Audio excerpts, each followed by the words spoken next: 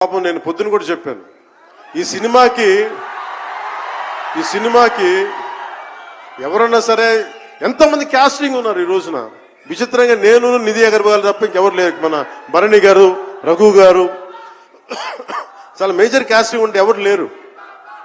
దానికి ఈ సినిమాని ఇన్ని రోజుల దాకా, గత నెల రోజుల నుంచి ఒంటి చేత్తోటి జనం మధ్యలో ఉండేలాగా నిధి అగర్వాల్ గారికి మనస్ఫూర్తిగా నేను ఆవిడని చూసి సిగ్గు తెచ్చుకొని నేను కూడా ఈ రోజున మాట్లాడాను.